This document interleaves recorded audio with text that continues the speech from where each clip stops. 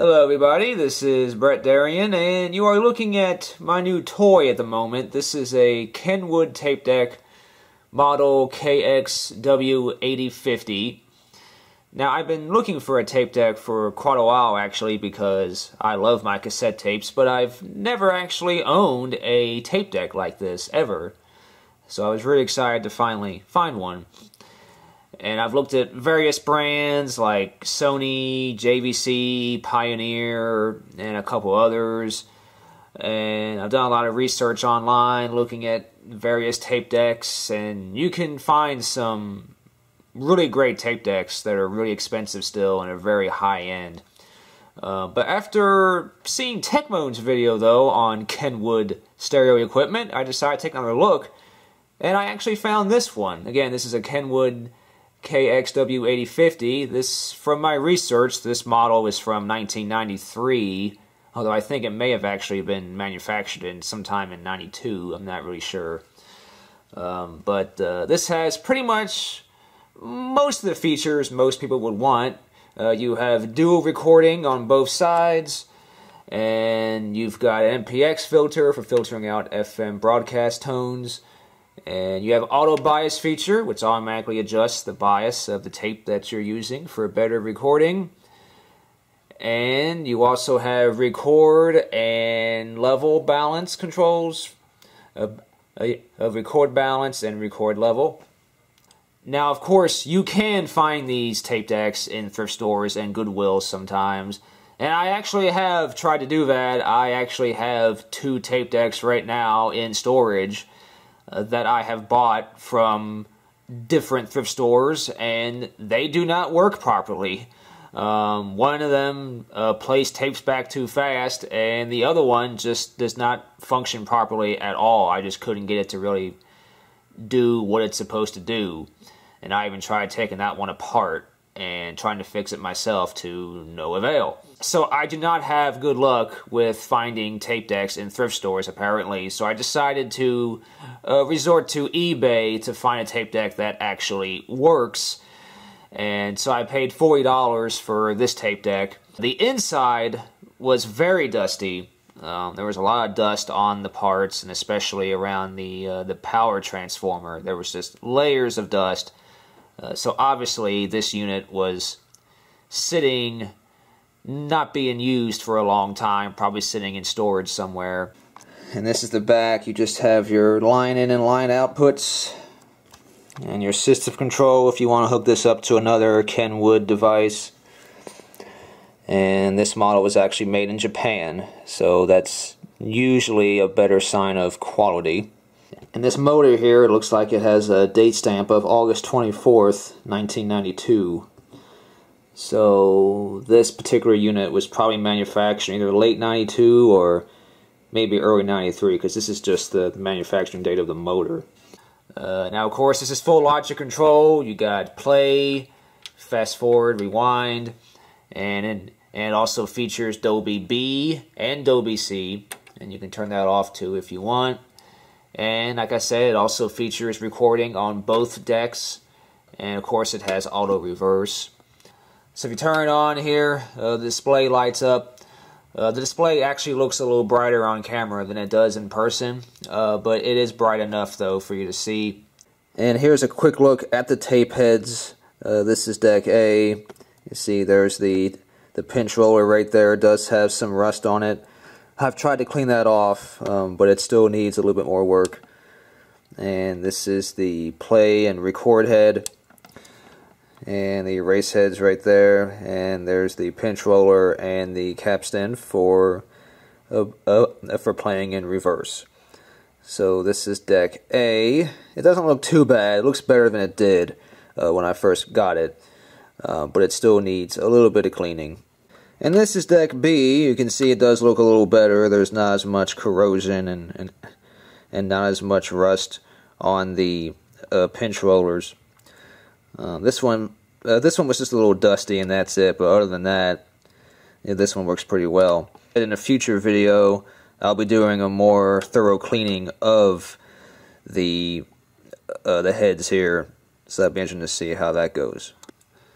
So now I'm going to give you a demonstration of how the tape deck sounds. This deck also has a feature where if you're currently playing a tape and you press fast forward, it will skip to the next track on the tape. But that only works if there's at least 4 seconds of space in between tracks. So if you're making your own tapes, you would have to have a 4-second gap or more in between tracks in order for that feature to work.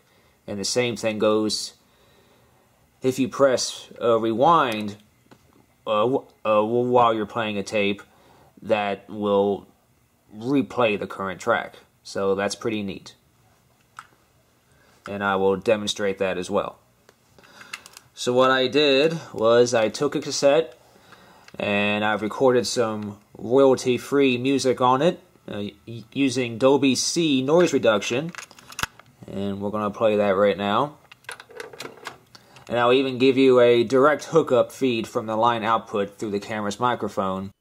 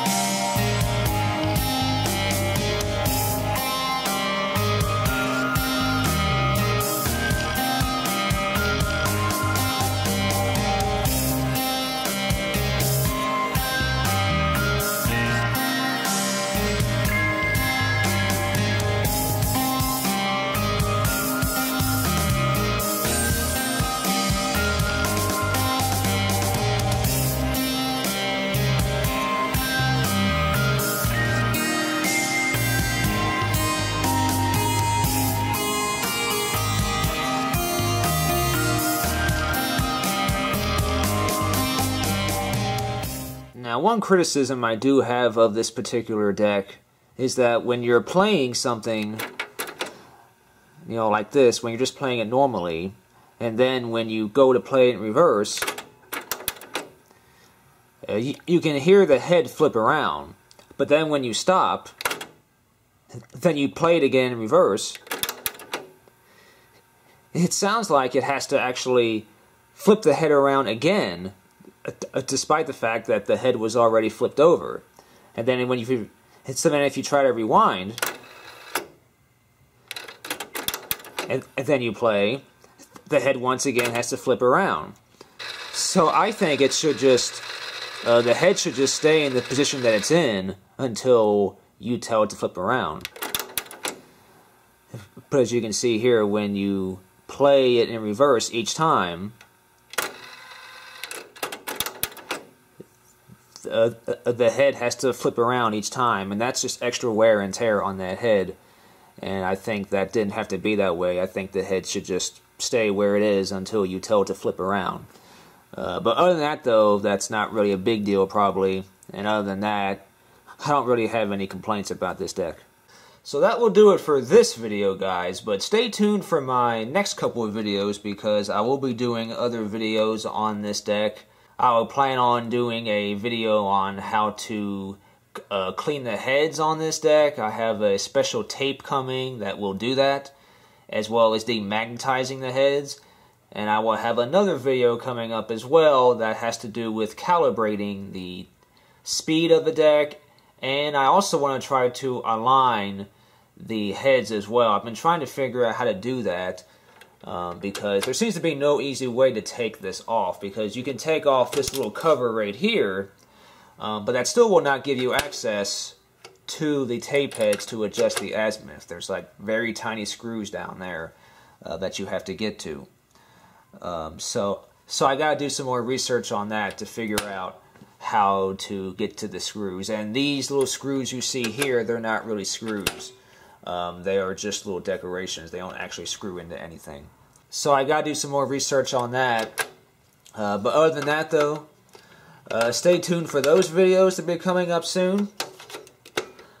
But for now, though, guys, I thank you guys for watching. Feel free to like and subscribe, and I will see you guys next time.